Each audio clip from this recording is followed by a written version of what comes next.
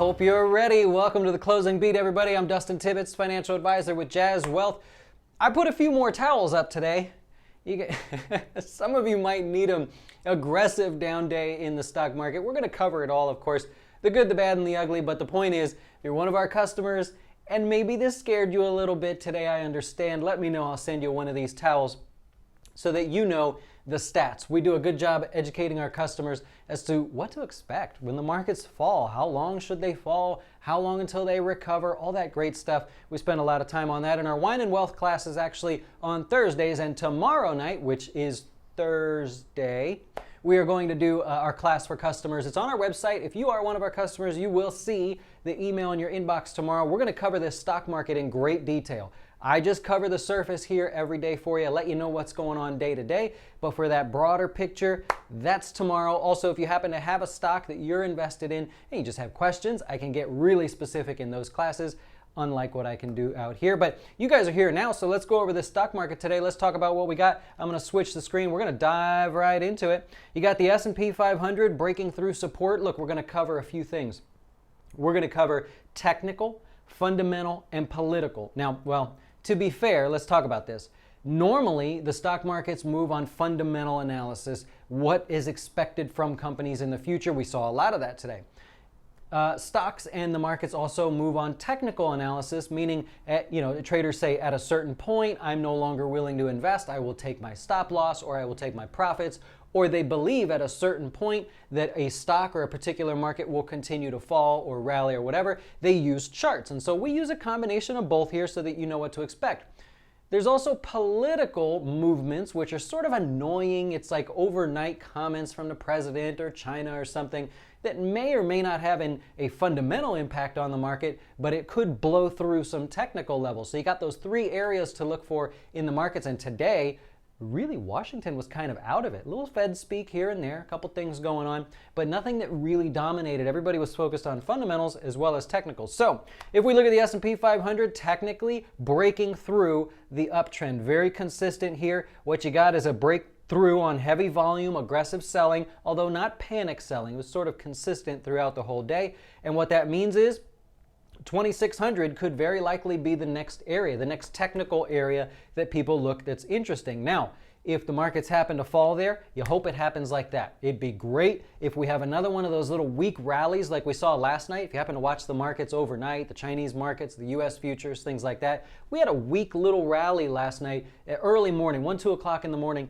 And then by the time we opened here, it just started to crater. So you kind of hope for that again. That way you have a quick sell-off. Anytime a stock or a market's going to move against you, you want to quickly move against you so people find discounts faster. The longer it takes and the slower the decline, for example, home builders, the longer that takes, the harder it is for people to say, well, is this a spot to catch the falling knife? Is there a different spot? And so for the S&P 500, you technically have a break of support. You have concerns fundamentally over earnings that have come out that were disappointing. We'll cover those.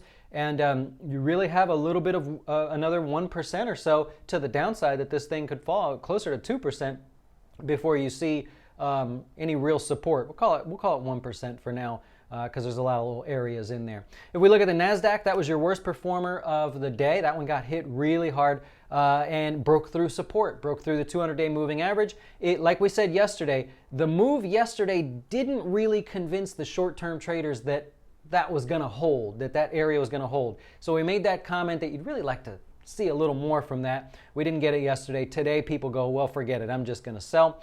Breaking through technical levels there. As far as areas of support, again, there's a decent amount of room right here at this 68.50. There's a lot of technical traders that like that area. You saw some buying there today, at least a weak attempt. I think the deal was the sellers were just so aggressive. Even the buyers looked like they were tiny little insignificant buyers because of how aggressive and really steady the selling was. The Dow and the S&P I saw gave back all their gains for the year, so they're both now in negative territory. The Dow breaking through that uptrend as well. So from a technical perspective, anybody that's had their lines on the chart like I have here for months now, they notice the same thing. That's all it is. If we look at the Russell 2000, we don't always talk about this one. That's the definition of a waterfall drop. So the Russell 2000 headed back to 1450 as far as a technical level goes. And again, you'd want to see that happen as fast as humanly possible. Let's walk through the different sectors here, because some that you're going to hear about today are semiconductors getting beat up there, and very likely going to get beat up tomorrow. Here's what happened. Texas Instruments came out with earnings, and that is, of course, a semiconductor stock. Texas Instruments suffered a pretty aggressive down day today, 52-week lows. They made comments about a weakening future, and they actually said they didn't know when it might turn. They had no forecast to give as far as when they might recover out of the pending slowdown that they expect. And so because of that, you had stocks like AMD, Intel, Micron, things like that, all pushing to new lows.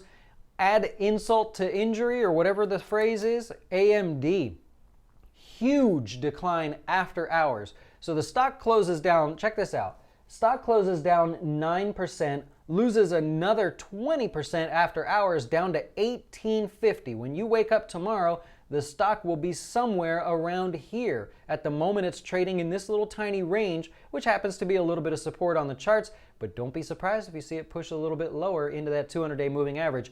Huge drop for AMD. They announced earnings and revenues were weak, and they guided going forward that revenues will can still be weak going forward, and that sort of solidifies, puts the nail in the coffin, whatever you want to say, lets people know that the chip space is officially slowing down. There was a lot of speculation about that, analysts giving their opinion and all. So that is what's going on in semiconductors. Not pretty.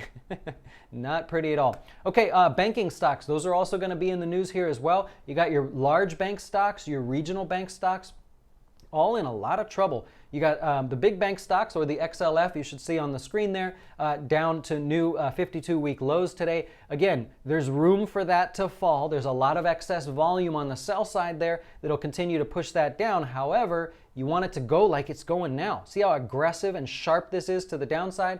Those are very quickly bought up because they come up on people's radars faster. So I'm actually pretty optimistic about this bank decline here. I'll keep the same comments that I had yesterday about there's a little flush going on here across all the sectors. And as you flush people out, people that get scared, the people that run away and sell at the worst possible time, you are also going to have the big money going, hey, that's a discount. Sweet. It's not worth here. I see that it's down at this price, and if it comes here or somewhere lower, now they see the value in that and can see a good risk to return. So I think you're going to see a lot of that, to be honest. Going over to oil, tiny little move in oil today. However, the big note would be that it did try to recover and it failed. So it tried to get back above the 200-day moving average. It failed miserably, closed near the lows. You don't like to see that if you're a gold investor. I'm an oil investor.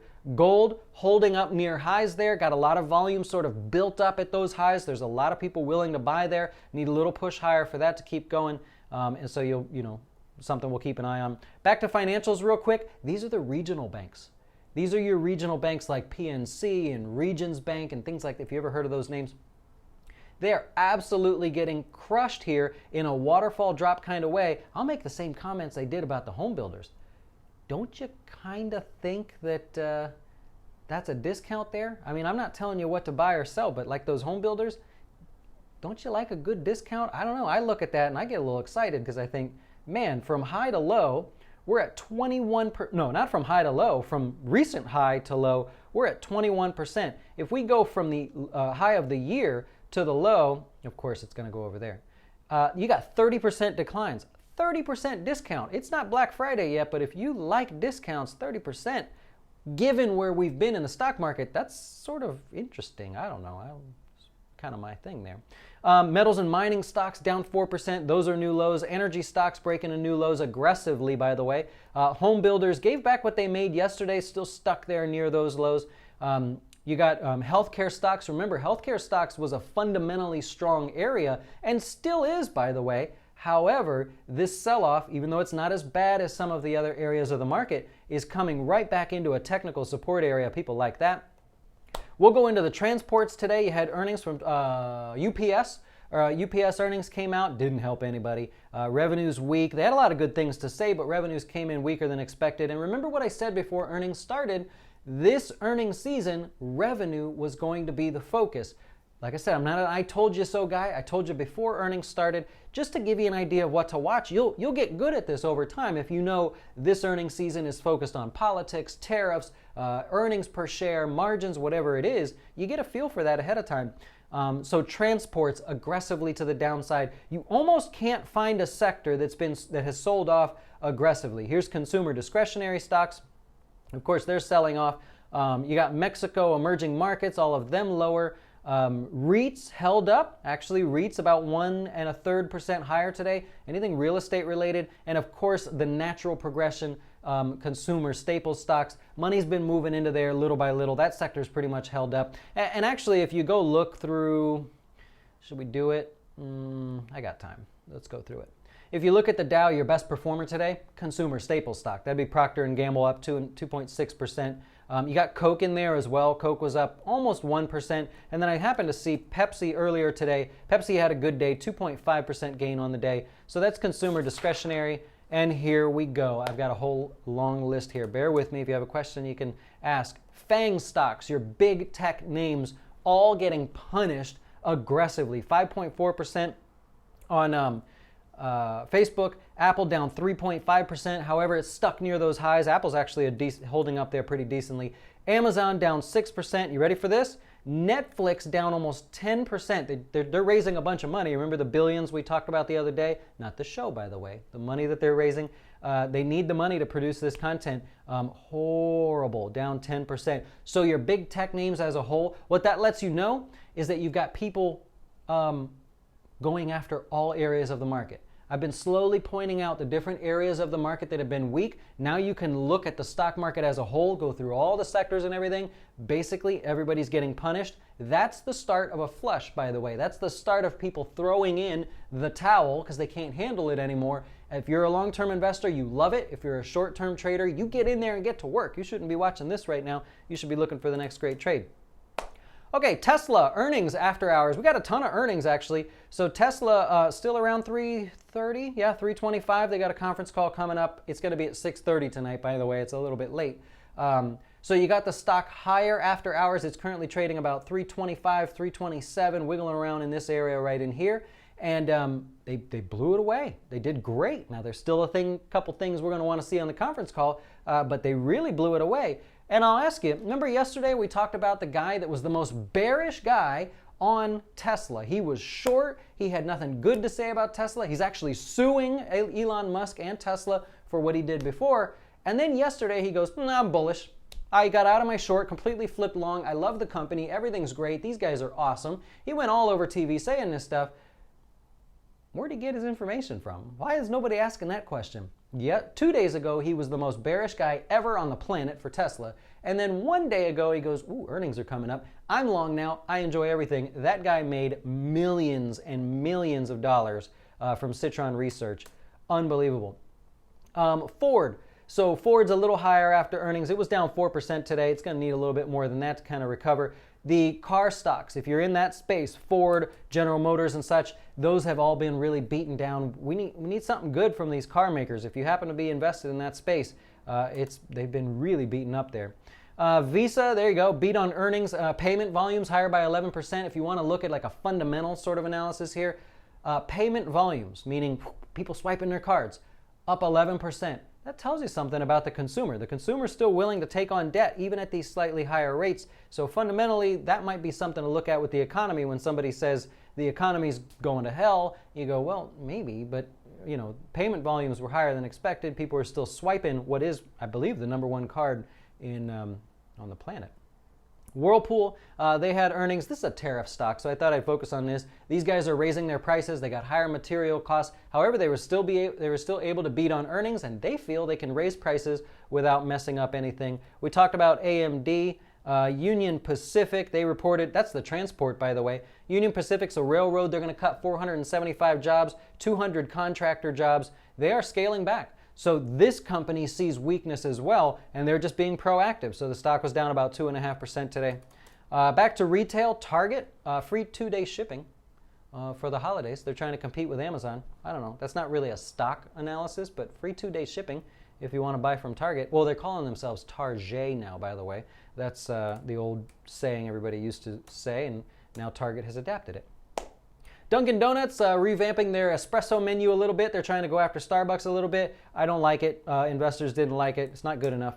Lululemon. So this stock was actually upgraded today, down 2% on the day, headed back into support. The analyst that upgraded it said after this pullback here, the valuation makes perfect sense for him. He says he's all in. Speaking of all in, there was a analyst from Wells Fargo. Also, two guys are on leave of absence from Wells Fargo, apparently in a little bit of trouble there again. Anyways, there was an analyst from Wells Fargo, the most widely known analyst from Wells Fargo, said he's all in on bank stocks. Quote, all in on the banking stocks. He loves the pricing. He loves the discount. This guy was essentially trying to shout from the rooftops, it's the deal of a lifetime. Go buy financials. He was very, very strong in his report talking about that, so not my opinion. Microsoft down 5.35% today. However, it was up after hours. So, okay, erasing about half of today's gains. Erasing about half of today's losses, reporting earnings. A little miss there with Azure. That was a little bit lower than expected, but otherwise this company's doing great. Everything across the board came in really, really nice for them. Tomorrow, we've got Amazon. So this volatility keeps going, by the way. Don't think we're done yet. You get your coffee, drink up.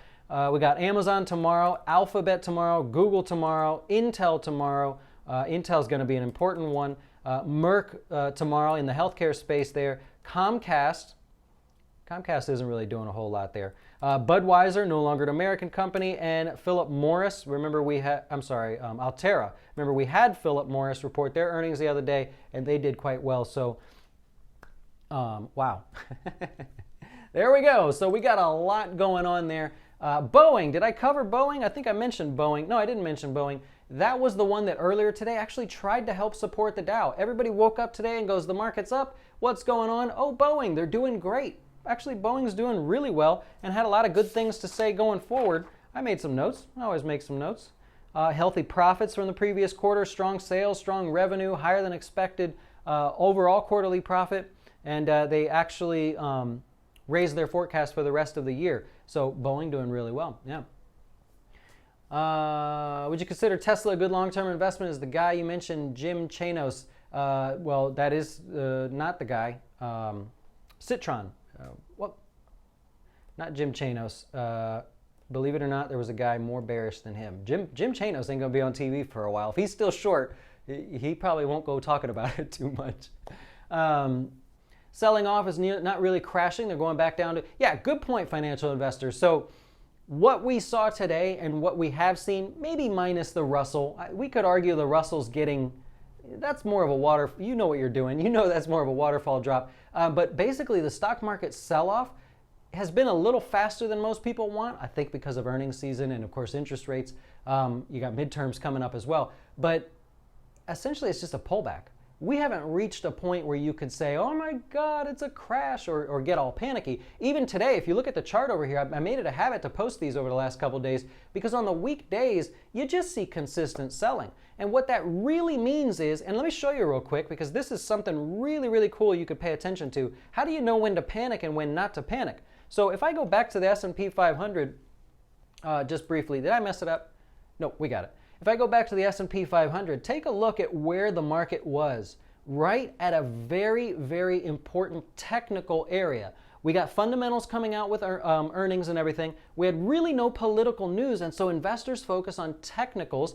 And believe it or not, we draw a line here, and we all kind of joke that that's where the support should be. However, in this area, about a 48-point range here on the futures is where there's a handful of technical people that have different support numbers. We're basically all saying it's in the same area. However, if you're trading with different strategies, if you're using Fibonacci's, if you're using different price support, a different futures contract, an ETF, and you're looking at these support areas, your number is give or take a little bit. Add all these people together in the same spot that are deciding to take stop losses, maybe trim some of their profits off the table, any number of different things, and you have a recipe for a consistent selling day. And so what you see over here, it's really cool to watch, is not people responding to a news event that says China's now going under or something. That would be panic selling. You would see a sharp line down. What you see here is little moments in time, people going, okay, that's enough, I'm out. Okay, that's enough, I'm out. That's as far as I want to go, I'm out. I'm going to go ahead and pull some of my money out. That's all that is. Those are people maybe even in their IRAs and stuff going, I'm scared, I don't know the stats, and they pull their money out. They're going to regret it, but they do it. And so little by little throughout the day, you see that selling pressure. That's all that is. No panic today. You will see a day of panic. We're going to get to cover it. I'm quite confident. But when that happens, we'll go through it. We'll walk you right through it. No big deal. Yeah, Six Flags. I saw they got hit hard today too.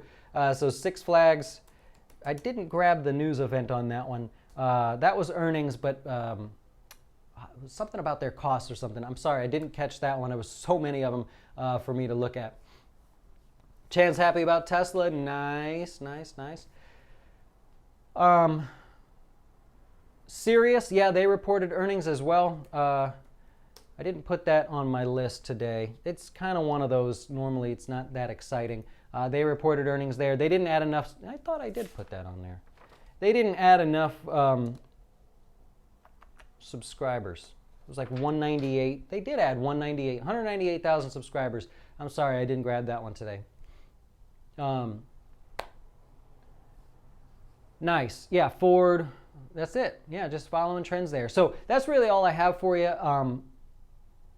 We're going to go over this tomorrow night for our customers. I want to go through everything, break it down like I love to do. If you're interested, if you're not, no problem. It'll come in your email. There'll be a recorded link in there. Thank you so much, by the way, for those of you that are subscribing. That's the biggest thing for me. If you want to work with us at Jazz, that's fine. I'm here every day anyways, but the subscriber thing is really a personal goal of mine for these conferences I'm doing, and you guys are really helping me out. I greatly, greatly, greatly appreciate it. We'll be back tomorrow for the Doe Show, wrapping up or continuing to wrap up our week on retirement planning and your number. So we'll talk then. Enjoy the rest of your day and try not to let the media scare you too much, although they probably will. And we'll see you then. Why should you choose Jazz Wealth as your retirement or long-term investing service? Our portfolios are managed by us, not some faceless mutual fund manager. Our private classes will teach you everything about investing and getting your dough straight. Best of all, our fiduciary standard means your best interest comes before ours.